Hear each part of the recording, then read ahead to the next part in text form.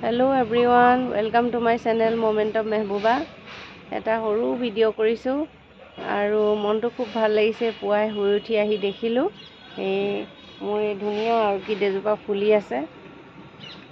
কলি হৈ আছিল কেইবাদিনৰ পৰা, কিন্তু ফুলিলে মানে বোলো ভিডিঅ' এটা কৰিম বুলি ভাবিছিলো আৰু এয়া ফুলিলে। এইডাল বহুত ডাঙৰকৈ দীঘলকৈ ফুলিছে, সৰু পুলিটোতে দীঘলকৈ ফুলিছে, দেখিছেনে? খুব ভাল লাগিছে। কেনেকেনো মই অৰ্কিডজোপা ক'ৰ পৰা আনি কেনেকৈ ৰোপণ কৰিলোঁ আপোনালোকক দেখুৱাওঁ। আপোনালোকে চাব আৰু আপোনালোকেও এনেধৰণে ৰুব পাৰিব আৰু মনটো ভাল লাগিব। ভাল লাগে এনেকৈ ফুলবিলাক ফুলি থাকিলে, অকণমান ৰেয়াৰ ফুলবোৰ যদি এনেকৈ ঘৰত ফুলি থাকে খুব ভাল লাগে। আৰু সেইকাৰণে মই এই সৰু ভিডিঅ'টো কৰিলোঁ। আপোনালোকে ভিডিঅ'টি চাব আৰু কেনে পালে নিশ্চয় জনাব। চাওক, এটা পোষ্টত এই নাৰিকলৰ বাকলি, এইখিনি নাৰিকলৰ বাকলিত এইটো মই এনেকৈ নেটেৰে বান্ধি দিছোঁ যাতে নাৰিকলকেইটা পৰি নাযায় বাকলিখিনি। আৰু তাত মই এই অৰ্কিডটো ৰোপণ কৰিছিলোঁ। এয়া ধুনীয়াকৈ এইটো এটা আগ ওলাইছে আৰু ইয়াতে এতিয়া ফুলিছে অৰ্কিডজোপা। অসমৰ থলুৱা অৰ্কিড, ডেনড্ৰাবিয়াম বুলি কয়। কিমান ধুনীয়া চাওকচোন। আৰু এইটো বহুত দীঘলকৈ ফুলিছে। এডাল এইয়া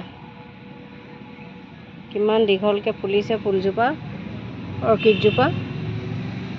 তাকে আজি এটা সৰু ভিডিঅ' কৰি আপোনালোকলৈ আগবঢ়ালোঁ। আপোনালোকেও এনেদৰে অৰ্কিড ৰোপণ কৰিব পাৰিব ঘৰতে। আৰু ইয়াত এয়া এজোপা মই আকৌ কপৌ দি থৈছোঁ, ফক্সটেল অৰ্কিড কপৌজোপা দি থৈছোঁ। এনেকৈ এইটো নাৰিকলৰ হেৰিতে দি থৈছোঁ, নাৰিকলৰ বাকলিত।